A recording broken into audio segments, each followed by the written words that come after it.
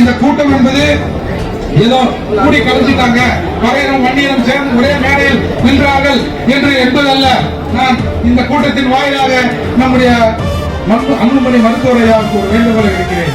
எங்கெல்லாம் வட மாவட்டங்களிலே வன்னியருக்கும் பறையருக்கும் வன்னியருக்குமான சின்ன சின்ன சண்டைகள் தச்சரவு நிற்கிறதோ, வன்னியர் சமூகத்தின் சார்பாக நீங்கள் வாருங்கள், பறைய சமூகத்தின் சார்பாக நாங்கள் வருகிறோம். ஒரு 4-5 பிரச்சனையை நாம் ஒன்றாக இணைந்து மாறிவிடும். நாம் கேட்க வேண்டிய இடத்திலே இருக்கிறோம், இவர்களுக்கெல்லாம் கொடுக்க வேண்டிய இடத்திலே இருப்போம்.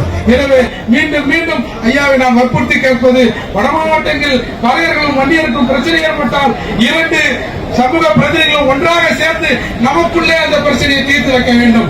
ஏனென்று சொன்னால் இந்த 2 பெரும் சமூகம் இணைந்துவிடக் கூடாது என்பதில் இங்கே இருக்கிற திராவிட கட்சிகள் முனைப்பாக இருக்கின்றன.